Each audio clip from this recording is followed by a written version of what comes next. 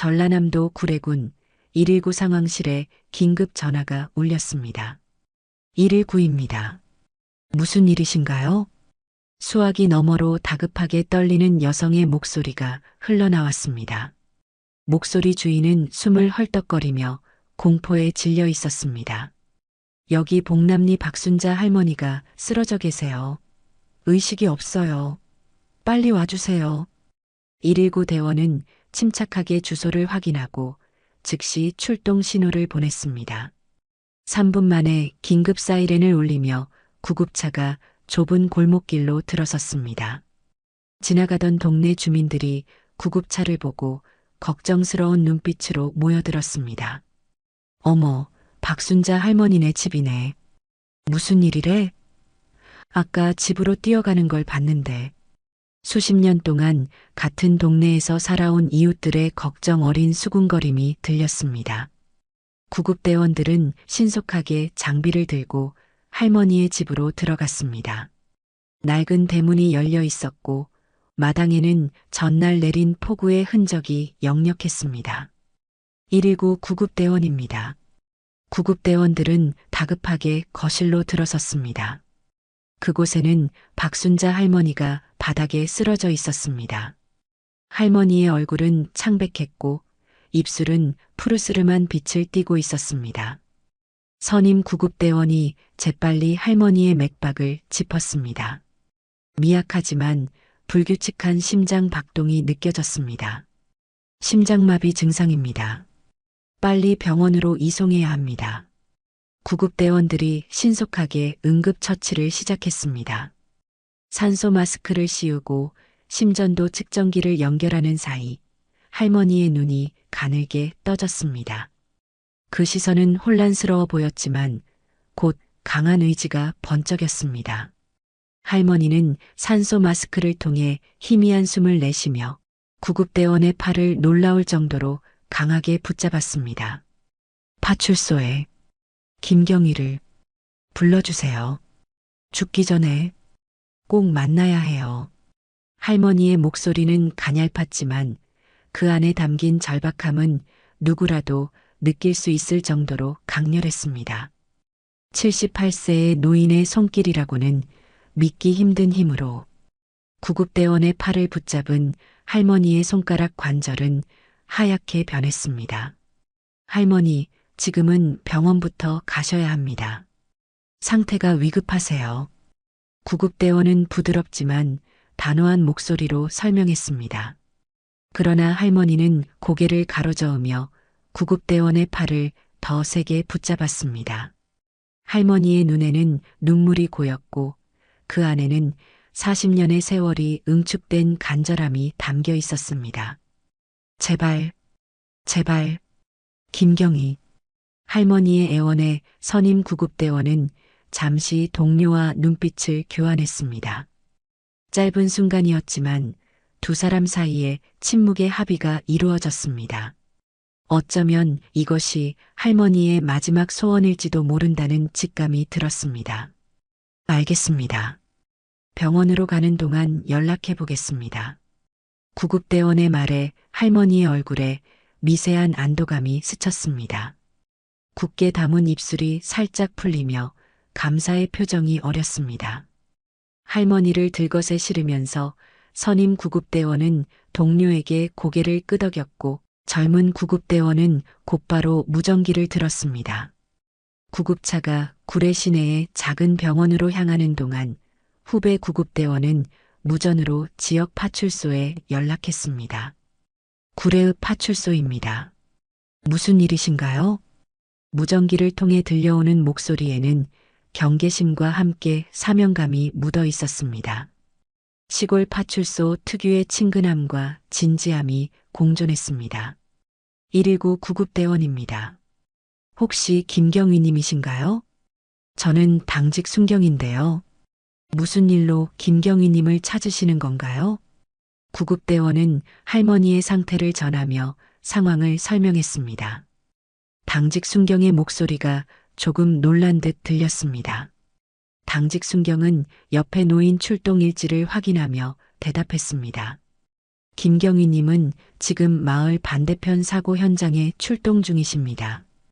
오전에 화개장터 쪽에서 교통사고가 있었거든요.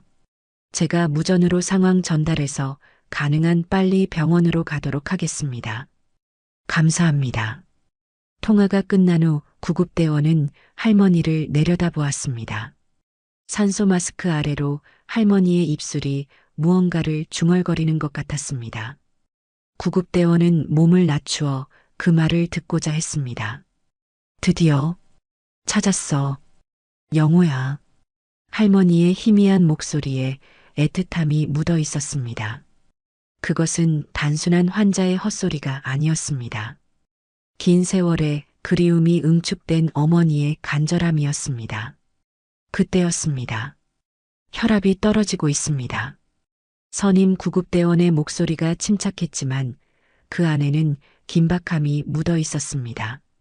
모니터 화면의 초록색 선이 불규칙하게 움직이며 심장 박동이 약해지고 있음을 알려주었습니다. 심장 리듬이 불안정합니다. 지금 아트로핀 주입하겠습니다. 할머니의 얼굴은 점점 더 창백해졌고 주름진 손에는 파란 핏줄이 선명하게 드러났습니다.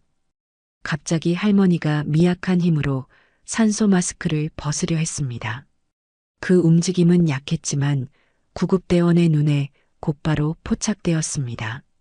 할머니, 마스크 유지하셔야 합니다. 지금 상태가 위급하세요. 구급대원의 다급한 목소리가 차 안을 울렸습니다. 그러나 할머니의 눈빛에는 강한 의지가 깃들어 있었습니다. 그것은 생존 의지라기보다는 무언가를 반드시 전달해야 한다는 절박함이었습니다. 내가 죽으면 김경희에게 집 서랍을 확인해 달라고. 할머니는 말을 이어가는 중간중간 숨을 헐떡였고 애써 의식을 유지하려고 했습니다. 그 모습은 마지막 힘을 다해 무언가를 전하려는 사람의 모습이었습니다. 할머니의 말이 끊기고 모니터의 경고음이 더 날카롭게 울렸습니다. 구급대원들의 얼굴에 긴장감이 서렸습니다.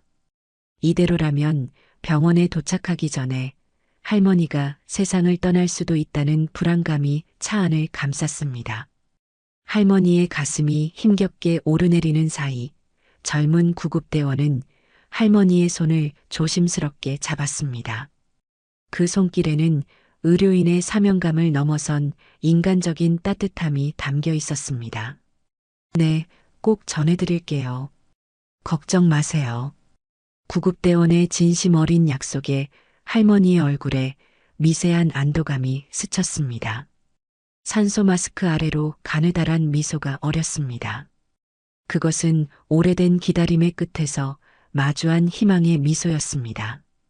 그렇게 구급차는 마지막 희망을 싣고 읍내 유일한 의료기관인 구례보건소를 향해 질주했습니다. 잠시 후 구례보건소 앞에 경찰차 한 대가 급하게 멈춰섰습니다. 차에서 내린 사람은 키가 훤칠한 40대 중반의 남자였습니다. 감색 경찰 제복을 입은 그는 지역 파출소의 김경희였습니다. 그의 얼굴에는 근심 어린 표정이 가득했고 평소의 차분함보다는 급한 마음이 역력했습니다. 그는 경찰차 문을 닫자마자 보건소를 향해 빠르게 걸음을 옮겼습니다. 응급실 접수처에는 중년의 간호사가 앉아 있었습니다. 안녕하세요. 박순자 할머니가 저를 찾으셨다고 들었습니다. 제가 김경희입니다. 김경희의 목소리는 차분했지만 그 안에는 미세한 긴장감이 묻어 있었습니다. 간호사는 고개를 들어 김경희를 바라보았고 곧 주변에 있던 의사에게 눈짓을 보냈습니다. 마침 응급실에서 나오던 젊은 의사가 김경희를 발견하고 다가왔습니다. 김경희님이세요? 할머니께서 계속 찾으셨어요. 의사의 말에 김경희의 눈썹이 살짝 올라갔습니다. 그의 얼굴에는 의아함과 걱정이 뒤섞여 있었습니다. 김경희가 구례읍으로 발령받은 지는 얼마 되지 않았습니다. 박순자 할머니와는 몇 번의 만남뿐이었고요. 그저 동네 경찰과 주민의 관계였을 뿐인데 왜 할머니는 그토록 자신을 찾았을까요? 할머니 건강은 어떻습니까? 김경희의 질문에 의사의 표정이 어두워졌습니다. 그는 안경을 올리며 차분하게 설명했지만 그 목소리에는 무거움이 배어 있었습니다. 할머니 상태가 매우 위급합니다. 지금은 중환자실로 옮겨진 상태고 오늘이 고비가 될 것 같습니다. 의사의 말에 김경희의 얼굴이 굳어졌습니다. 그는 자신도 모르게 한 손으로 제복깃을 만지작거렸습니다. 할머니와 특별한 인연은 없었지만 처음 마주쳤을 때부터 묘하게 눈길을 끌었던 노인이었습니다. 더구나 자신을 간절히 찾았다는 사실이 마음을 무겁게 했습니다. 그렇군요. 그런데 왜 저를 찾으셨을까요? 김경희의 질문에 대답한 것은 아까 구급차에 타고 있던 구급대원이었습니다. 그는 의사와 함께 응급실 밖으로 나오고 있었고 김경희의 말을 듣자 다가왔습니다. 저도 잘 모르겠어요. 할머니께서 의식이 희미해지면서까지도 죽기 전에 김경희를 봐야 한다. 만약에 내가 죽으면 집 서랍을 확인해 달라는 말씀을 꼭 전해드리라고 하셨어요. 정말 간절해 보이셨습니다. 구급대원의 말에 김경희의 눈썹이 다시 모아졌습니다. 서랍? 할머니의 집에 있는 서랍에 무엇이 있다는 것일까? 김경희는 문득 발령 이후 할머니와 마주쳤던 몇 번의 짧은 만남을 떠올렸습니다. 할머니의 눈빛이 김경희를 보는 순간 묘하게 변했고 그 이후로도 두어 번 마주칠 때마다 할머니는 김경희를 유심히 살펴보는 듯한 시선을 보냈습니다. 당시에는 노인의 외로움이라고만 생각했습니다. 하지만 죽음 직전까지 자신을 찾는 모습에 무언가 이상함을 느꼈습니다. 김경희는 결심한 듯 고개를 들었습니다. 눈빛이 달라져 있었습니다. 알겠습니다. 즉시 가보겠습니다. 김경희는 고개를 끄덕이며 감사 인사를 건넸습니다. 출구로 향하는 그의 발걸음은 무겁지만 단단했습니다. 할머니가 그토록 자신을 찾았던 이유와 서랍에 숨겨진 비밀이 무엇일지 그의 가슴은 이상하게 두근거렸습니다. 그는 순찰차에 올라타며 지리산이 내려다 보이는 방향, 할머니의 집을 향해 시동을 걸었습니다. 얼마 지나지 않아 복남리라고 적힌 낡은 안내판이 나타났습니다. 김경희는 마을로 들어서며 속도를 줄였습니다. 도로는 점점 좁아졌고 양옆으로는 1970년대에 지어진 듯한 낡은 주택들이 늘어서 있었습니다. 이윽고 담장에 분홍빛 벚꽃이 피어있는 집이 눈에 들어왔습니다. 박순자 할머니의 집이었습니다. 김경희는 차를 세우고 내렸습니다. 그는 조심스럽게 대문을 밀고 마당으로 들어섰습니다. 그리고 조용히 현관문을 열었습니다. 문이 삐걱거리며 열렸고 조심스럽게 안으로 들어섰습니다. 집안은 조용했습니다. 거실에는 1980년대에 멈춰선 듯한 가구들이 놓여 있었습니다. 낡은 텔레비전, 목재 장롱, 그리고 오래된 수납장이 눈에 들어왔습니다. 마치 세월이 비켜간 것 같은 느낌이었습니다. 김경희의 시선이 거실 한켠에 있는 서랍장으로 향했습니다. 맨이 서랍이 열려 있었고 그 안에서 무언가 종이 끝이 삐죽 나와 있었습니다. 그는 천천히 그쪽으로 걸어갔습니다. 오래된 참나무로 만든 서랍장은 윤이 바른 채 수십 년의 시간을 증명하고 있었습니다. 김경희는 조심스럽게 서랍을 더 넓게 열었습니다.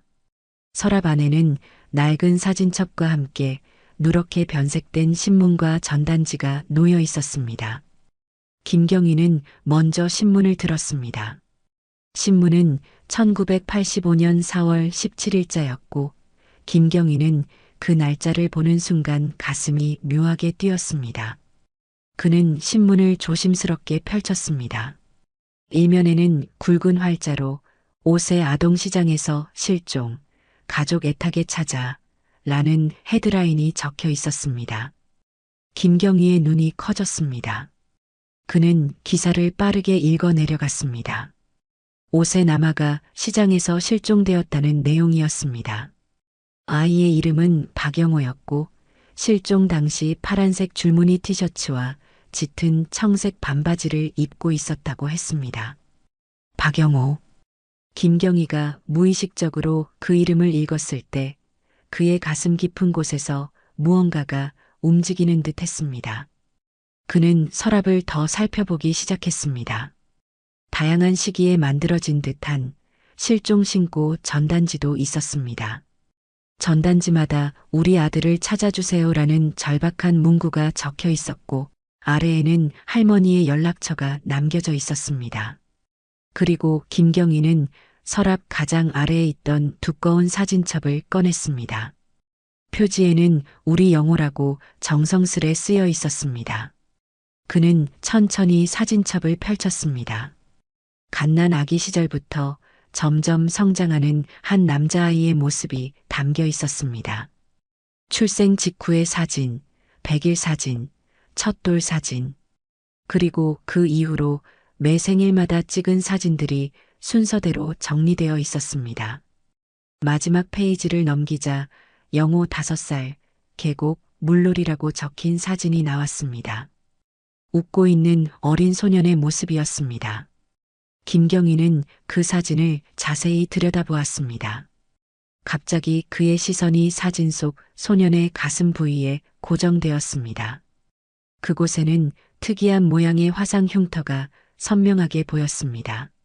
잠깐, 김경희의 얼굴이 창백해졌습니다. 그의 손이 떨리기 시작했습니다. 그는 급하게 주변을 둘러보다가 거실 한쪽에 놓인 거울을 발견했습니다. 거울 앞으로 다가가 천천히 자신의 셔츠 버튼을 풀었습니다. 그리고 왼쪽 가슴부터 어깨까지 이어지는 자신의 흉터를 바라보았습니다. 반달 모양으로 시작해 별처럼 퍼져나가는 독특한 화상 흉터였습니다. 그는 어릴 적 그 흉터가 어떻게 생겼는지 기억하지 못했습니다. 고아원에서는 그가 발견될 당시 이미 흉터가 있었다고만 들었습니다. 김경희는 다시 사진으로 돌아와 자신의 흉터와 비교했습니다. 사진 속 어린 소년의 흉터와 자신의 흉터는 완벽하게 일치했습니다. 완전히 똑같아. 그는 숨을 헐떡이며 의자에 털썩 주저앉았습니다. 그의 마음은 혼란스러웠고 온몸이 떨려왔습니다. 그는 다시 사진을 들어 자신의 얼굴과 비교해 보았습니다. 어린 소년의 이목구비와 자신의 모습은 세월의 간극을 뛰어넘어 놀랍도록 닮아 있었습니다. 김경희는 사진첩을 무릎 위에 올려놓고 방안을 둘러보았습니다. 이제 모든 것이 이해되기 시작했습니다. 할머니가 자신을 처음 봤을 때의 그 놀란 눈빛, 그 이후로 자신을 마주칠 때마다 보이던 애틋한 시선, 그리고 마지막 순간에 자신을 찾았던 이유. 그는 눈을 감았고 얼마 전 할머니와 처음 마주쳤던 그날의 기억이 물밀듯이 밀려왔습니다.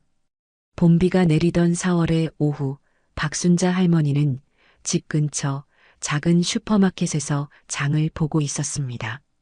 작은 구례읍의 생활 필수품점이었지만 시골 특유의 따뜻한 정이 느껴지는 곳이었습니다. 할머니는 평소처럼 쌀과 반찬거리를 사들고 비닐봉지를 든 채 슈퍼마켓을 나서려던 참이었습니다. 그때였습니다. 할머니의 눈에 들어온 낯선 얼굴, 새로 부임한 경찰이 동료와 함께 인사를 다니는 모습이 보였습니다. 아, 새로 오신 경찰관님인가 보네요.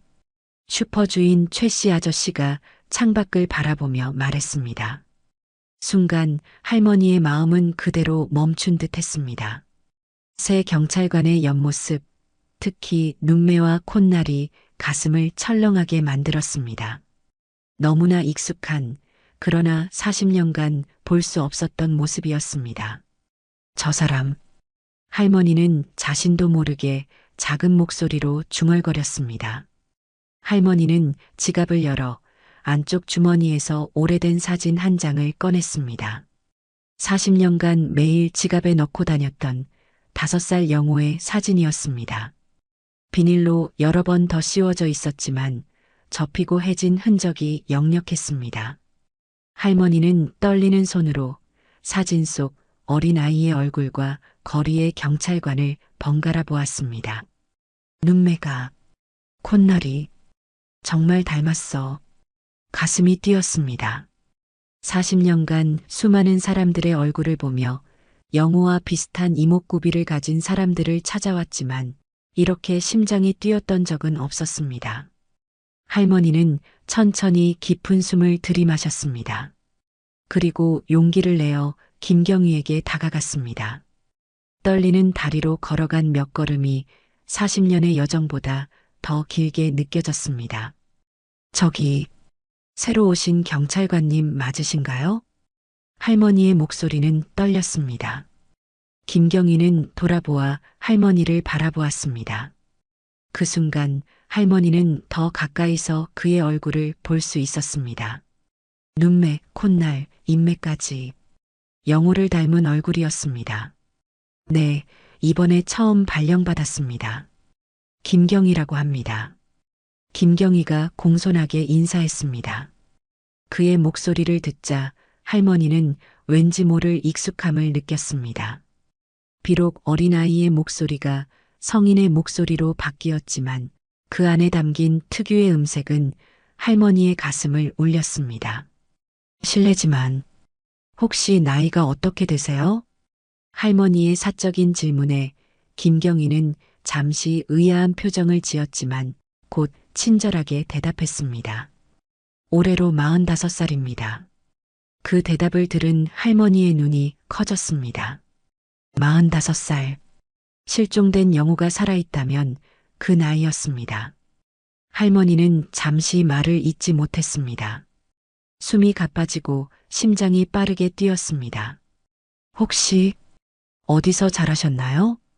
김경희는 처음 만난 노인의 질문이 다소 사적이라고 느꼈을 수도 있었지만 나이 드신 분의 친근한 관심으로 받아들이며 자연스럽게 대답했습니다. 사실 저는 고아원에서 자랐습니다. 제 기록에 따르면 5살 무렵에 어떤 시장 근처에서 발견되었다고 하더군요. 할머니의 심장이 더 빠르게 뛰기 시작했습니다. 손에 들고 있던 장바구니가 흔들렸고 다리가 후들거렸습니다. 40년의 시간이 한순간에 무너지는 듯 했습니다. 김경희는 시계를 확인하고 정중하게 인사를 건넸습니다. 죄송합니다만 일이 있어서 이만 가봐야 할 것 같습니다. 다음에 뵙겠습니다. 혹시 도움이 필요하시면 파출소로 오세요. 김경희가 가벼운 목례와 함께 자리를 떠났습니다. 할머니는 그대로 서서 멀어지는 그의 뒷모습을 바라보았습니다. 봄비가 내리는 거리에서 할머니의 눈에서는 빗물보다 더 뜨거운 눈물이 흘러내렸습니다. 저 경찰, 우리 영호일 수 있어. 할머니는 떨리는 목소리로 중얼거렸습니다. 그리고 그 말과 함께 40년간 한 번도 꺼지지 않았던 희망의 불씨가 다시 활활 타오르기 시작했습니다. 그날 저녁 할머니는 흔들리는 다리로 집에 돌아왔습니다. 현관문을 닫는 순간부터 그녀의 손은 멈추지 않고 계속 떨렸습니다. 할머니는 거실 구석의 오래된 수납장으로 다가갔습니다. 가장 위에 있는 서랍을 열자 빛바랜 사진첩들이 가지런히 놓여 있었습니다. 할머니는 떨리는 손가락으로 한 장 한 장 넘기며 아들의 성장 과정을 따라갔습니다. 그 사진들 중에 가장 선명한 사진을 빼서 탁자 위에 올려놓았습니다. 그리고 오늘 만난 김경희의 얼굴을 떠올렸습니다. 눈매가 똑같아. 할머니는 사진 속 영호의 눈을 가리키며 중얼거렸습니다. 그리고 독특한 모양의 콧날, 웃을 때 오른쪽이 더 올라가는 입술의 모양까지 마치 시간을 건너뛰어 성장한 모습을 보는 것 같았습니다. 할머니의 심장은 쿵쾅거렸습니다. 하지만 이내 고민이 생겼습니다. 어떻게 더 물어봐야 할까? 갑자기 혹시 당신이 내 아들 아닌가요? 라고 할 수는 없잖아. 할머니는 탁자에 펼쳐진 사진들을 바라보며 생각에 잠겼습니다. 그렇게 수많은 고민으로 잠을 이루지 못한 채 할머니는 새벽녘에야 겨우 눈을 감았습니다. 그리고 다음 날 아침 창밖으로 보니 하늘이 어두워지며 빗방울이 떨어지기 시작했습니다. 라디오에서는 지리산 인근 지역에 호우경보가 내려졌다는 소식이 흘러나왔습니다. 구례읍에도 비상 대비를 하라는 안내 방송이 울렸습니다. 비가 오는구나. 할머니는 창밖을 바라보며 중얼거렸습니다. 잠시 후 마을 방송이 울렸습니다. 주민 여러분, 현재 복남천의 수위가 위험 수준에 도달했습니다.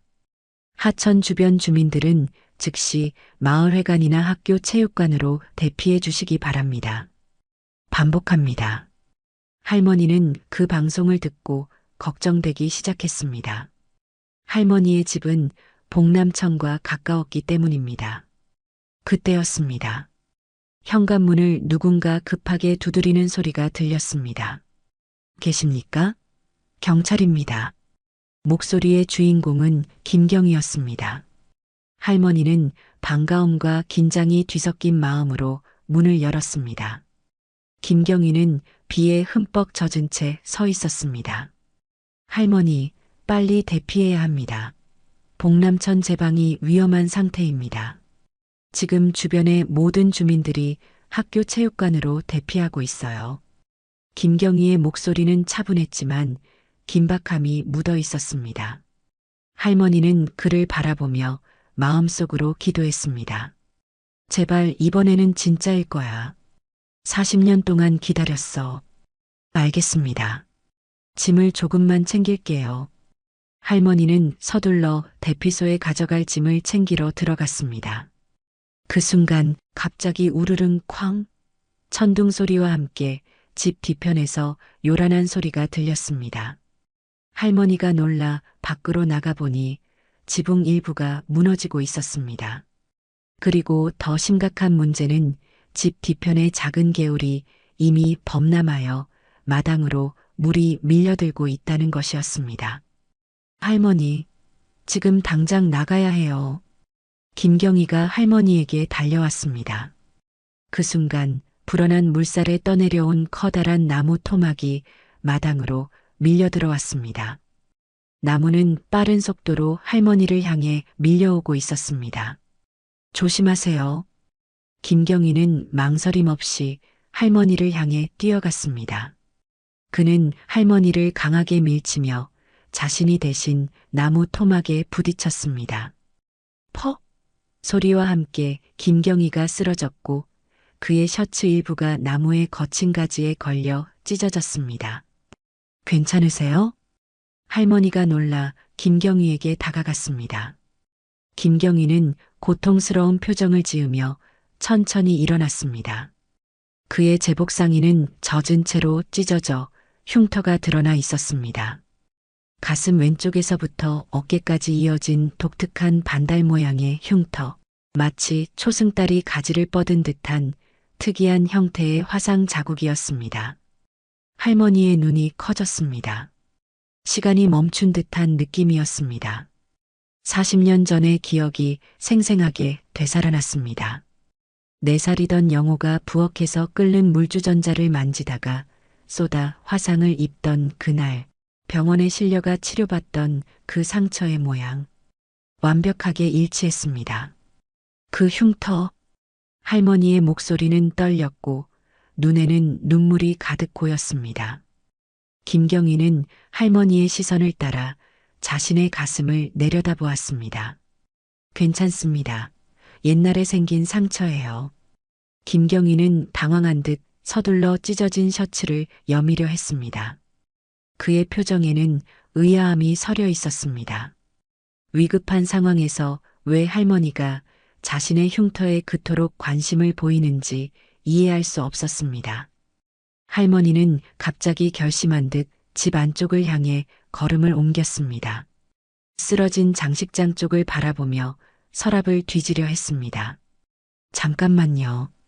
당신에게 보여줄 게 있어요. 할머니의 모든 감각은 흐려졌습니다. 비가 내리는 소리도 물이 불어나는 소리도 들리지 않았습니다. 그저 40년 만에 찾은 아들 앞에 서 있다는 사실만이 그녀의 마음을 가득 채웠습니다. 할머니, 지금은 안 됩니다. 물이 계속 불어나고 있어요.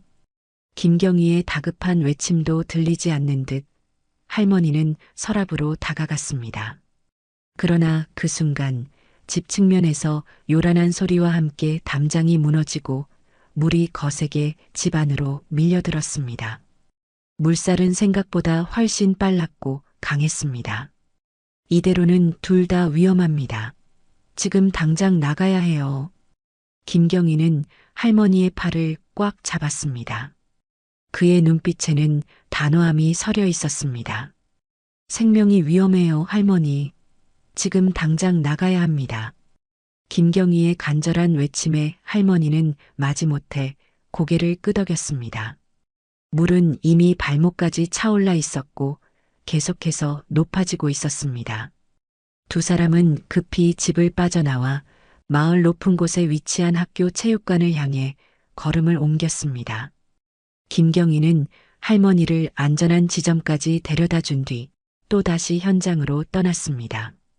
비에 젖은 길을 걸으며 할머니는 마음속으로 다짐했습니다. 물이 빠지면 바로 집에 돌아가 서랍에서 영호 사진을 들고 김경희를 찾아갈 거야. 확실해. 그 흉터는 절대 우연일 수 없어. 할머니의 눈에는 눈물이 가득했지만 그 눈물은 비에 섞여 아무도 알아차리지 못했습니다. 다음 날 아침 비가 그치고 맑은 하늘이 모습을 드러냈습니다. 복남천의 물은 아직 높은 수위를 유지하고 있었지만 더 이상 불어나지는 않았습니다. 구례읍 체육관에서는 주민들이 하나둘 집으로 돌아가기 시작했습니다.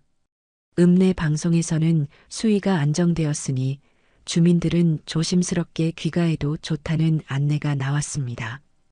박순자 할머니는 그 소식을 듣자마자 자리에서 일어났습니다. 밤새 잠을 이루지 못한 탓에 얼굴은 피곤해 보였지만 눈빛만은 40년 만에 보는 희망으로 빛났습니다. 그녀는 서둘러 보따리를 챙겨 나섰습니다. 김경희를 찾고 싶었지만 그는 다른 구역으로 파견되었다고 했습니다. 괜찮아. 파출소로 찾아가면 돼. 할머니는 중얼거리며 체육관을 빠져나와 집으로 향했습니다. 마을 곳곳에는 폭우의 흔적이 남아 있었습니다. 도로에는 진흙이 쌓여 있었고 처마 밑으로는 물이 뚝뚝 떨어지고 있었습니다. 가게들은 문을 열지 않았고 주민들은 집 안물을 퍼내기에 바빴습니다. 할머니는 자신의 집으로 서둘러 걸음을 옮겼습니다. 그리고 자신이 할 수 있는 최대한의 힘으로 뛰기 시작했습니다. 숨이 차고 몸이 아팠지만 멈출 수 없었습니다. 집 근처에 다다르자 이웃들이 그녀를 발견하고 반갑게 인사를 건넸습니다. 할머니, 괜찮으셨어요? 집이 좀 물에 잠겼다던데. 할머니는 이웃의 인사도 무한 채 자신의 집으로 뛰어들어갔습니다. 대문을 열자 마당에는 폭우의 흔적이 역력했습니다. 그러나 할머니의 관심은 오직 집 안 서랍에 있는 사진첩뿐이었습니다. 드디어 찾았어. 할머니는 울먹이며 기쁜 목소리로 외쳤습니다. 40년간의 기다림이 현실이 되는 순간이었습니다. 그녀는 떨리는 다리로 서랍으로 다가갔습니다. 젖은 바닥 위로 물방울 자국이 이어졌습니다. 할머니는 떨리는 손으로 장식장 서랍을 열었습니다. 물이 들어왔던 탓에 서랍이 부풀어 잘 열리지 않았지만 그녀는 힘을 주어 당겼습니다. 마침내 서랍이 열렸고 그 안에는 다행히 비닐로 잘 싸놓은 사진첩들이 무사히 보존되어 있었습니다. 영호야, 이제 엄마가 너를 찾았어. 사진첩을 꺼내려는 그 순간 갑자기 가슴이 조여오는 듯한 통증이 할머니를 덮쳤습니다. 마치 누군가가 가슴을 강하게 누르는 듯한 압박감이었습니다. 아, 할머니는 통증에 가슴을 움켜쥐며 신음했습니다. 숨이 제대로 쉬어지지 않았고 온몸에 식은땀이 흘렀습니다. 그녀는 바닥에 무릎을 꿇고 서랍에서 사진첩을 꺼내려 손을 뻗었습니다. 그러나 팔에 힘이 빠지기 시작했습니다. 안 돼. 지금은. 곧 그녀의 시야가 흐려지기 시작했고 팔에서 힘이 빠져나갔습니다. 그리고 이내 할머니는 바닥으로 쓰러졌습니다. 순간 창문 너머로 이웃 주민 김 씨가 할머니가 쓰러지는 모습을 목격했습니다.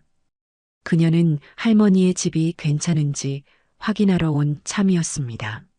할머니, 김 씨는 급히 대문을 열고 할머니의 집으로 달려갔습니다. 김 씨는 바닥에 쓰러진 할머니의 어깨를 흔들었지만 할머니는 의식이 희미한 상태였습니다. 즉시 휴대폰을 꺼내 119에 전화를 걸었습니다. 불과 몇 분 후 긴급 사이렌을 울리며 구급차가 도착했습니다. 구급대원들은 신속하게 할머니의 상태를 확인했습니다. 심장마비 증상입니다. 빨리 병원으로 이송해야 합니다. 구급대원들이 할머니를 들것에 옮기는 동안 할머니의 의식이 잠시 돌아왔습니다. 그녀는 흐릿한 시야로 구급대원을 바라보았고 떨리는 손으로 그의 팔을 붙잡았습니다. 파출소에 김경희를 불러주세요. 죽기 전에 꼭 만나야 해요. 할머니의 목소리는 가늘었지만 그 안에는 40년의 간절함이 담겨 있었습니다. 그렇게 할머니는 40년 만에 잃어버린 아들을 만나기 직전에 심장마비로 병원에 가게 된 것입니다. 이제 모든 것을 알게 된 김경희는 할머니, 아니 자신의 어머니 집에서 자신의 어릴 적 사진을 보며 눈물을 흘리고 있었습니다. 내가 실종된 그 아이라고? 김경희는 갑자기 일어나 벽을 짚고 섰습니다. 다리가 후들거리고 온몸에 식은땀이 흘렀습니다. 평생 자신이 누구인지 알 수 없었던 채로 살아왔던 그였지만 이제 모든 퍼즐이 맞춰지는 순간이었습니다. 40년 동안 나를 찾고 있었던 거야. 김경희의 눈에 갑자기 눈물이 맺혔습니다. 그것은 감정의 홍수였습니다. 충격과 혼란, 믿기지 않는 감정이 뒤섞여 있었습니다. 그는 고아원에서 자라며 언제나 자신의 부모가 왜 자신을 버렸는지 궁금해했습니다. 그런데 버림받은 것이 아니었습니다. 그는 잃어버려진 것이었고 그의 어머니는 40년 동안 단 하루도 그를 찾는 것을 포기하지 않았습니다. 한참을 서 있던 김경희는 깊게 숨을 들이마셨습니다. 머릿속의 혼란이 조금씩 가라앉고 결심한 듯한 표정이 얼굴에 서렸습니다. 박순자 할머니는 내 어머니야. 그 말을 입 밖으로 내뱉는 순간 갑자기 의료진이 했던 말이 김경희의 머릿속에 울렸습니다. 할머니 상태가 매우 위급합니다. 오늘이 고비가 될 것 같습니다. 그 말의 의미가 이제야 온전히 다가왔습니다. 그것은 단순한 환자의 상태가 아니었습니다. 그것은 자신의 어머니, 40년을 기다려온 어머니의 생명이 위험하다는 뜻이었습니다. 김경희의 얼굴이 공포로 일그러졌습니다. 어머니, 제발 무사하셔야 해요. 김경희는 급박한 모습으로 문을 열고 밖으로 뛰쳐나갔습니다. 경찰차 열쇠를 꺼내들고 시동을 걸었습니다. 사이렌을 울리며 그는 병원을 향해 달렸습니다. 자신이 누구인지 알게 된 지 몇 시간 만에 그는 어머니를 잃을지도 모른다는 공포와 싸우고 있었습니다. 구례보건소 앞에 경찰차가 급하게 멈춰 섰습니다. 문이 열리고 김경희가 뛰어나왔습니다. 그의 제복은 구겨져 있었고 얼굴에는 땀방울이 흘러내렸습니다. 거칠게 숨을 몰아쉬는 그의 모습은 평소에 침착한 경찰관과는 달랐습니다. 병원 로비로 들어선 김경희는 접수처로 곧장 다가갔습니다. 그의 목소리는 떨리고 있었습니다. 박순자 할머니 어디 계십니까? 접수 담당 간호사는 김경희의 다급한 모습에 놀란 듯 했지만 곧 차분하게 컴퓨터를 확인했습니다. 아직 중환자실에 계십니다. 5층 동쪽 병동입니다. 간호사의 말에 김경희의 얼굴이 창백해졌습니다. 중환자실이라는 단어가 가슴을 무겁게 눌렀습니다. 그는 아무 말 없이 고개를 끄덕인 후 서둘러 엘리베이터로 향했습니다. 5층에 도착한 김경희는 중환자실 앞 복도에 섰습니다. 중환자실 유리창 너머로 각종 의료기기에 둘러싸인 할머니의 모습이 보였습니다. 산소 마스크를 쓴 채 누워있는 할머니는 너무 작고 약해 보였습니다. 김경희는 손에 쥔 사진을 내려다보았습니다. 40년 전 5살 소년 영호와 그의 어머니가 함께 웃고 있는 사진이었습니다. 그의 눈에서 뜨거운 눈물이 흘러내렸지만 그는 필사적으로 참으려 했습니다. 담당 의사가 차트를 들고 중환자실에서 나오는 것을 본 김경희는 급히 다가갔습니다. 선생님, 잠시만요. 의사는 걸음을 멈추고 김경희를 바라보았습니다. 경찰 제복을 입은 사람이 눈물을 글썽이며 서 있는 모습에 의아한 표정이었습니다. 제가 그분의 아들입니다. 보게 해주세요. 김경희의 목소리가 갈라졌습니다. 의사의 눈이 커졌습니다. 아들이요? 박순자 할머니? 의사의 놀란 표정은 이해할 만했습니다. 박순자 할머니는 혼자 살고 있었고 어렴풋이 아들이 실종됐다는 이야기를 들었기 때문입니다. 그리고 지금 경찰관이 자신이 그 아들이라고 주장하고 있었습니다.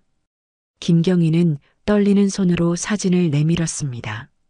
이 사진 속 아이가 저입니다. 의사는 사진을 자세히 살펴보았습니다. 그러나 곧 그의 표정이 안타까움으로 바뀌었습니다. 유감스럽지만 지금은 상태가 매우 위중해 면회가 불가능합니다. 심장 기능이 계속 약화되고 있어요. 안정될 때까지 기다리셔야 합니다. 의사의 말에 김경희의 어깨가 축 처졌습니다. 그의 눈에서 참았던 눈물이 흘러내렸습니다. 40년 만에 찾았는데 제발. 그의 목소리에는 간절함과 절박함이 묻어 있었습니다. 40년을 기다린 어머니, 그리고 이제야 자신의 정체를 알게 된 아들. 그 재회가 이렇게 끝날 수는 없었습니다. 의사는 김경희의 어깨를 가만히 짚었습니다. 그의 눈빛에는 연민과 안타까움이 담겨 있었습니다.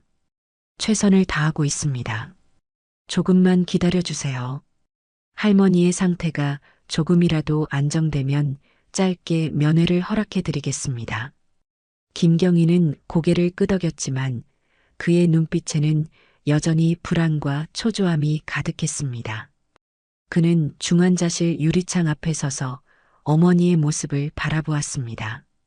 40년의 세월을 건너 드디어 만났지만 가까이 갈 수 없는 아이러니한 상황이었습니다. 어머니, 제가 영호예요. 유리창에 이마를 기대며 김경희는 작게 속삭였습니다. 그 말이 유리창을 통과해 어머니에게 닿기를, 그래서 어머니가 조금이라도 힘을 내기를 간절히 바랐습니다. 중환자실 복도는 병원 특유의 소독약 냄새와 형광등 불빛으로 가득했습니다. 김경희는 복도 의자에 무거운 몸을 기대고 앉아 있었습니다. 그의 손에는 낡은 사진첩이 들려 있었고 그 안에는 40년 전의 기억들이 고스란히 담겨 있었습니다. 그때였습니다. 갑자기 중환자실 내부에서 날카로운 경보음이 울려 퍼지기 시작했습니다. 삐삐삐 소리가 점점 빨라지더니 연속적인 경고음으로 바뀌었습니다. 김경희는 순간 얼어붙은 듯 그 소리를 들었습니다. 무슨 일이? 김경희는 벌떡 일어나 유리창 쪽으로 달려갔습니다. 그의 얼굴에 공포가 서렸습니다. 중환자실 내부에서는 의료진들이 할머니의 병상으로 급히 뛰어들어가고 있었습니다. 간호사들이 카트를 밀고 달려오는 소리, 의사들의 긴박한 지시 소리가 복도까지 들렸습니다. 코드 블루, 심정지 위기 상황입니다. 의사의 외침이 병원 복도에 울려 퍼졌습니다. 그 말의 의미를 알아차린 김경희의 얼굴이 창백해졌습니다. 심정지, 안 돼. 제발 안 돼. 김경희는 유리창에 이마를 기댔습니다. 그의 손가락이 유리를 긁었고 그 소리는 그의 가슴 속 절박함을 대변하는 듯 했습니다. 유리창 너머로 의료진들이 심장 충격기를 준비하고 한 의사가 할머니의 가슴을 힘차게 누르는 모습이 보였습니다. 심폐소생술의 시작이었습니다. 이제 막 찾았는데 김경희의 목소리가 떨렸습니다. 겨우 40년 만에 서로를 찾았는데 이대로 영원한 이별이 될 수는 없었습니다. 그의 눈에서 눈물이 쏟아졌고 더 이상 감출 수 없었습니다. 경찰 제복을 입은 40대 중년 남성의 얼굴에서 흘러내리는 눈물은 마치 5살 소년의 그것처럼 순수하고 절박했습니다. 1, 2, 3 충격.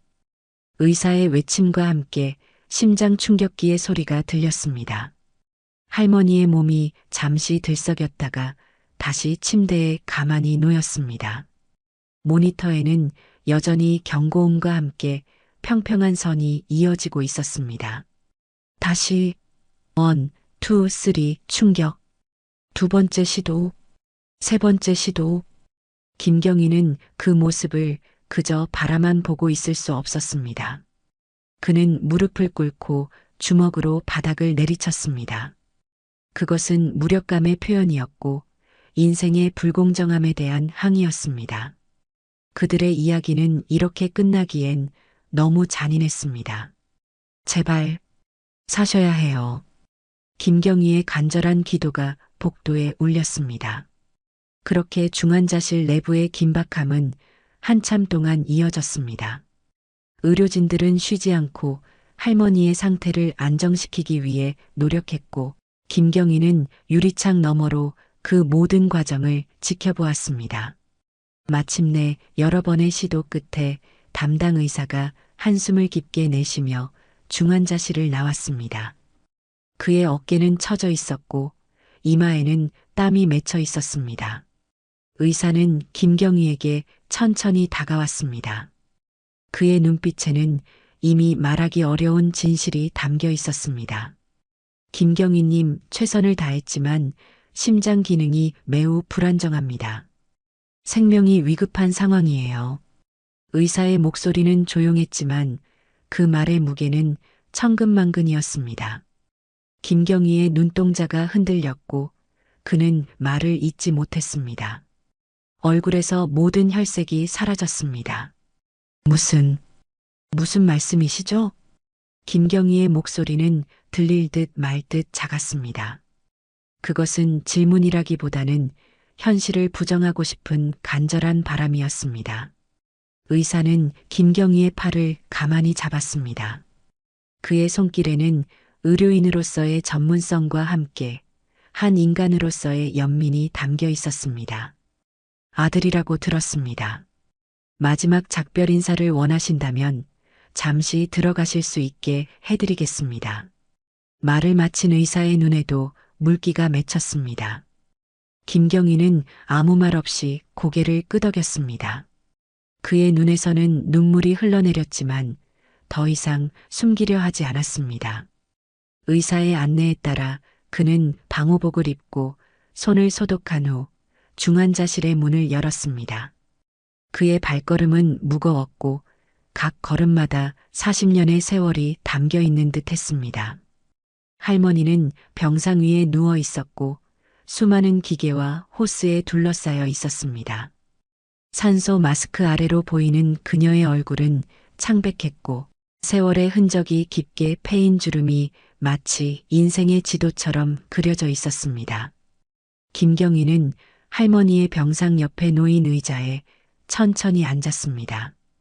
그는 할머니의 얼굴을 바라보며 숨을 깊게 들이마셨습니다. 이제 와서야 그녀의 얼굴을 자세히 볼 수 있었습니다. 눈썹의 모양, 코의 선, 입술의 곡선. 떨리는 손으로 할머니의 손을 조심스레 잡았습니다. 그녀의 손은 차갑고 가벼웠으며 수십 년의 노동으로 굳은 살이 만져졌습니다. 김경희의 목소리가 갈라졌습니다. 어머니. 그 한마디에는 평생 부르지 못했던 호칭에 대한 그리움과 40년의 시간을 뛰어넘은 아들의 애절함이 담겨 있었습니다. 김경희의 눈에서 눈물이 흘러내렸고 그것은 할머니의 손등 위로 떨어졌습니다. 저예요, 영호예요. 모니터의 약한 심장 박동 소리만이 방 안에 울릴 뿐 할머니에게서는 아무런 반응이 없었습니다. 산소 마스크 아래로 희미한 숨결만이 느껴졌습니다. 김경희는 할머니의 손을 두 손으로 감싸 안았습니다. 어머니가 40년 동안 포기하지 않고 찾으셨다는 걸 이제야 알았어요. 김경희의 목소리가 흐느낌으로 변했습니다. 그는 할머니의 손을 자신의 이마에 가져다 대었습니다. 마치 그녀의 손길로 자신의 머리를 쓰다듬어 주기를 바라는 아이처럼. 제가 미리 알았다면 더 일찍 어머니를 찾을 수 있었을 텐데. 모니터의 심장 박동이 점점 약해지는 소리가 김경희의 귀에 들렸습니다. 그는 할머니의 얼굴을 바라보았습니다. 사랑해요, 어머니. 이제 편히 쉬세요. 너무 늦었지만 가시는 길만큼은 끝까지 책임지고 옆에 있을게요. 김경희는 할머니의 손을 부드럽게 쓰다듬었습니다. 그의 손길에는 아들로서의 모든 마음이 담겨 있었습니다. 그 순간 김경희의 말이 끝나자 갑자기 심장 모니터에 미세한 변화가 나타나기 시작했습니다. 아주 미세한 변화였지만 김경희의 눈에도 그 차이가 보였습니다. 김경희가 놀라 할머니의 얼굴을 바라보았습니다. 산소 마스크 아래로 할머니의 입술이 미세하게 움직이는 듯 했습니다. 그는 간호사 호출 버튼을 급히 눌렀고 곧 의료진이 중환자실로 달려왔습니다. 무슨 일이 있었나요? 의사가 모니터를 확인하며 물었습니다. 저도 잘 모르겠습니다. 말을 걸고 있었는데 갑자기 모니터가 변했어요. 의사는 할머니의 상태를 신속하게 확인했습니다. 그의 표정이 살짝 변했습니다. 의아함과 놀라움이 뒤섞인 얼굴로 그는 다시 모니터를 살폈습니다. 다행히 미세한 변화가 있네요. 심장 리듬이 조금 더 안정적으로 바뀌고 있어요. 하지만 아직 상태는 매우 위중합니다. 너무 큰 기대는 하지 마세요. 의사의 말에도 불구하고 김경희의 가슴 속에는 작은 희망의 불씨가 타오르기 시작했습니다. 그렇게 하룻밤이 지나고 아침이 밝았습니다. 김경희는 병원의 허락을 받아 중환자실 옆 의자에서 밤을 새웠습니다. 그는 몇 번이고 깨어나 유리창 너머로 할머니의 상태를 확인했습니다. 아침이 되자 의사가 다시 한번 할머니의 상태를 점검했고 놀랍게도 할머니의 상태는 밤사이 조금씩 안정되고 있었습니다. 아직 예단하기는 이르지만 상태가 예상보다 빨리 안정되고 있습니다. 계속 지켜보도록 하죠. 의사의 말에 김경희는 고개를 깊이 숙였습니다. 그것은 감사의 표현이었고 40년간 포기하지 않았던 어머니의 강인함에 대한 경애였습니다. 이틀이 지났습니다. 김경희는 경찰 업무와 병원을 오가며 할머니의 상태를 지켜보았습니다. 놀랍게도 할머니의 상태는 계속해서 호전되고 있었습니다. 정말 놀랍습니다, 김경희님. 의사가 차트를 확인하며 말했습니다. 예상보다 회복이 빠릅니다. 의학적으로는 설명하기 어려운 부분이 있지만 할머니의 강한 생명력과 의지가 회복을 도와주고 있는 것 같습니다. 김경희는 묵묵히 고개를 끄덕였습니다. 그는 의사의 말이 단순한 위로가 아니라는 것을 알고 있었습니다. 어머니는 40년 동안 아들을 찾기 위해 포기하지 않았고 그 의지는 이제 삶을 향한 투지로 변한 것 같았습니다. 일주일이 지났습니다. 할머니는 이제 일반 병실로 옮겨졌고 김경희는 가능한 한 많은 시간을 병실에서 보냈습니다. 그는 할머니에게 자신의 이야기를 들려주었습니다. 고아원에서의 생활, 경찰이 되기까지의 과정, 그리고 이제 구례읍으로 발령받게 된 이유에 대해 할머니는 여전히 의식이 없는 상태였지만 김경희는 할머니가 모든 이야기를 듣고 있다고 믿었습니다. 그렇게 며칠이 지나고 김경희는 파출소에서 근무 중이었습니다. 마을의 민원을 처리하고 있던 중 병원에서 전화가 왔습니다. 김경희님 할머니께서 완전히 의식을 되찾으셨습니다. 지금 오실 수 있으신가요? 간호사의 말에 김경희의 심장이 뛰었습니다. 그는 즉시 동료에게 상황을 설명하고 모든 일을 미루었습니다. 경찰차를 타고 병원으로 향하는 길, 그의 마음은 이미 병실에 가 있었습니다. 병원에 도착한 김경희는 숨을 헐떡이며 병실로 달려갔습니다. 그는 아직 제복을 입은 채였고 모자는 어디선가 떨어뜨렸을 것입니다. 병실 앞에서 그는 잠시 멈춰 섰습니다. 40년 만에 진정한 재회의 순간이 이제 문 하나를 사이에 두고 있었습니다. 심호흡을 한 후 김경희는 조심스럽게 문을 열었습니다.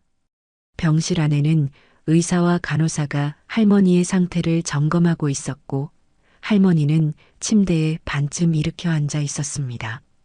그녀의 얼굴은 여전히 창백했지만 눈빛에는 생기가 돌아와 있었습니다. 의사는 김경희를 보자 고개를 끄덕였습니다. 들어오세요. 할머니의 의식이 완전히 돌아오셨습니다. 조금씩 대화도 가능하세요. 김경희는 의사의 허락을 받아 할머니의 침대 옆으로 다가갔습니다. 그의 심장은 요동쳤고 숨은 가빠졌습니다. 할머니 곁에 선 김경희는 떨리는 목소리로 불렀습니다. 어머니. 할머니는 천천히 눈을 움직여 김경희를 바라보았습니다. 처음에는 혼란스러운 표정이었습니다. 그녀는 눈을 깜빡이며 김경희의 얼굴을 살폈습니다. 점차 할머니의 눈에 인식의 빛이 들어왔고 김경희를 바라보는 시선이 달라졌습니다. 그녀의 눈에서 천천히 눈물이 흘러내렸습니다. 떨리는 손이 김경희를 향해 조금씩 움직였습니다. 그것은 40년 동안 간직해온 꿈이 현실이 되는 순간이었습니다. 김경희는 그 손을 조심스럽게 잡아주었습니다. 네, 어머니. 영호예요. 할머니의 입술이 떨렸습니다. 그녀는 힘겹게 말을 이어갔습니다. 영호야. 그 한마디에 담긴 40년의 그리움이 병실 안에 울려 퍼졌습니다. 할머니의 눈물이 더 크게 흘러내렸고 그녀는 떨리는 목소리로 계속했습니다. 40년. 매일 기다렸단다. 할머니는 약해진 손으로 김경희의 얼굴을 더듬었습니다. 그녀의 손가락은 아들의 눈과 코, 입술을 따라 부드럽게 움직였습니다. 마치 사진 속에서만 보아온 아들의 얼굴을 확인하는 듯 했습니다. 내 얼굴 잊지 않으려고 매일 사진을 보았어. 할머니의 목소리는 약했지만 그 안에 담긴 모성애는 40년의 세월을 뛰어넘어 강렬했습니다. 그녀는 숨을 고르며 계속 말을 이었습니다. 포기하라는 말, 미쳤다는 말, 다 들었지만 엄마는 알았어. 내가 살아있다는 걸. 김경희도 할머니의 손을 꼭 쥐며 눈물을 흘렸습니다. 그것은 더 이상 경찰관의 눈물이 아니었습니다. 40년 만에 어머니를 찾은 아들의 눈물이었습니다. 할머니의 입가에 미소가 번졌습니다. 그것은 40년 동안의 슬픔을 씻어내는 미소였습니다. 이제 더는 찾지 않아도 되는구나. 그 말에 김경희는 더욱 굳게 할머니의 손을 잡았습니다. 네, 어머니. 이제 더는 찾지 않으셔도 돼요. 제가 여기 있어요. 영원히 어머니 곁에 있을게요. 방 안에 있던 의료진들도 이 감동적인 재회의 순간을 지켜보며 눈시울을 붉혔습니다. 간호사는 몰래 눈물을 닦았고 의사는 깊은 숨을 내쉬었습니다. 나중에 복도에서 김경희와 마주친 의사는 그의 어깨를 가볍게 두드리며 말했습니다. 이런 회복은 의학적으로 기적에 가깝습니다. 어머님의 강한 의지와 당신을 만나려는 소망이 이루어진 거겠죠. 의학보다 더 강한 것이 있다면 그것은 사랑과 의지일 겁니다. 의사의 말에 김경희는 깊이 고개를 숙였습니다. 그의 가슴에는 감사함이 가득했습니다. 40년의 기다림과 찾음이 마침내 결실을 맺은 순간 그는 비로소 자신의 뿌리를 찾았습니다. 어느 초여름의 따스한 햇살이 구례읍 봉남리의 작은 마을을 비추고 있었습니다. 박순자 할머니의 집 마당에는 진달래와 철쭉이 활짝 피어 예쁜 색깔로 담장을 장식하고 있었습니다. 집 앞 작은 텃밭에는 새로 심은 상추와 고추 모종이 싱그럽게 자라고 있었고 오래된 감나무 아래에는 평상이 놓여 있었습니다. 할머니가 퇴원한 지 2주가 지난 토요일 오후 김경희는 제복 대신 깔끔한 캐주얼 차림으로 할머니 집을 방문했습니다. 그의 손에는 서류 봉투와 함께 정성스럽게 포장된 선물 상자가 들려 있었습니다. 그는 문을 노크하기 전에 잠시 멈춰서서 깊은 숨을 들이마셨습니다. 지난 몇 주간 그의 인생은 완전히 바뀌었습니다. 40년간 알지 못했던 자신의 정체성과 가족을 찾았고 이제 새로운 시작을 앞두고 있었습니다. 영호야, 들어오렴. 할머니의 부드러운 목소리가 문 너머로 들렸습니다. 아직도 영호라는 이름이 낯설게 느껴졌지만 김경희는 미소를 지으며 문을 열고 들어섰습니다. 할머니는 부엌에서 무언가를 준비하고 있었고 집 안에는 따뜻한 식사 냄새가 가득했습니다. 어머니, 안녕하세요. 김경희는 신발을 벗고 거실로 들어섰습니다. 할머니는 손을 닦으며 나왔고 그녀의 얼굴에는 밝은 미소가 어려 있었습니다. 병원에서의 위태로운 모습은 온데간데없고 생기가 돌아온 얼굴이었습니다. 그녀의 눈빛에는 40년의 슬픔 대신 행복이 가득했습니다. 김경희는 테이블 위에 서류 봉투를 올려놓았습니다. 어머니, 법원에 신청서를 제출했습니다. 조만간 제가 공식적으로 박영호가 될 거예요. 할머니의 눈에 눈물이 맺혔습니다. 그녀는 감격에 찬 표정으로 김경희를 바라보았습니다. 내가 내 아들인 건 처음 봤을 때부터 알았단다. 내 심장이 알았어. 40년이 지났어도 엄마는 자기 아이를 알아보는 법이야. 김경희는 미소 지으며 할머니의 손을 조심스럽게 잡았습니다. 저를 찾아주셔서 감사해요, 어머니. 박순자 할머니는 아들을 꼭 안아주었습니다. 그녀의 작은 몸은 떨리고 있었지만 그 품은 따뜻하고 단단했습니다. 정말 꿈만 같구나. 내 아들 영호. 이제 꿈에서도 더 이상 너를 찾지 않아도 되겠구나. 두 사람은 한참 동안 아무 말 없이 서로를 아는 채로 있었습니다. 그 순간 문 밖에서 소란스러운 소리가 들렸습니다.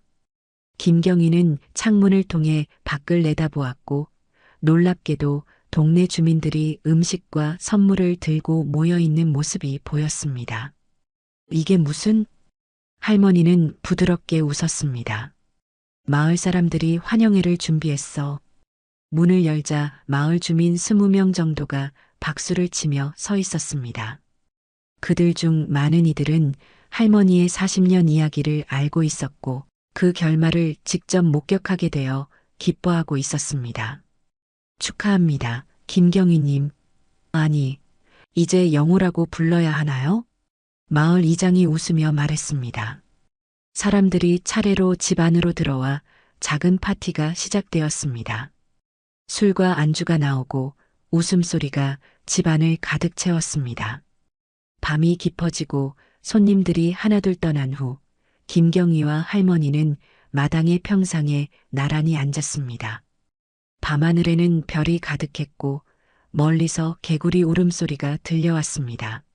어머니, 어머니 곁으로 이사 오려고요. 김경희가 조용히 말했습니다. 읍내에 전세 아파트를 구했어요.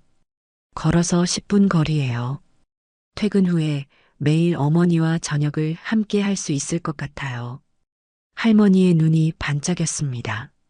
정말이니? 매일 볼 수 있는 거니? 네, 이제부터는 매일이요.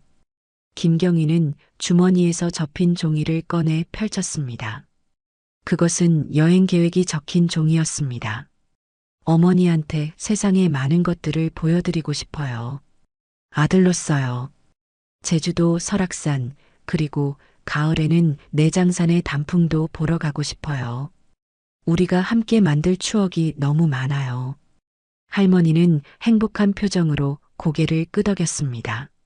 둘은 한참 동안 별을 바라보며 이야기를 나누었습니다. 김경희는 주머니에서 스마트폰을 꺼내 카메라를 켰습니다. 어머니, 우리 함께 사진 한 장 찍을까요? 이제부터 매일 함께 사진을 찍을 수 있겠지만 오늘은 특별한 날이니까요. 할머니는 긴장한 듯 했지만 기꺼이 고개를 끄덕였습니다. 두 사람은 나란히 앉았고 김경희는 스마트폰을 들어 올렸습니다. 하나, 둘, 셋. 카메라 플래시가 터지고 화면에는 행복하게 웃고 있는 모자의 모습이 담겼습니다. 김경희는 사진을 확인한 후 할머니에게 보여주었습니다.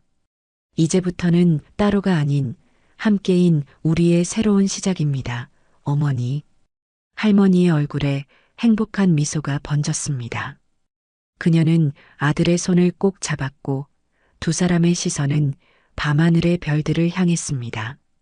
40년의 기다림 끝에 찾은 서로, 이제 그들 앞에는 함께할 수 있는 새로운 시간이 펼쳐져 있었습니다. 실종 아동을 찾는 데에는 결코 너무 늦은 때란 없습니다. 포기하지 마세요. 당신의 아이는 어딘가에서 여전히 당신을 기다리고 있을지도 모릅니다. 세상의 모든 실종된 아이를 찾고 있는 부모에게 꼭 이 말을 하고 싶었습니다. 지금까지 저의 이야기를 들어주셔서 감사합니다.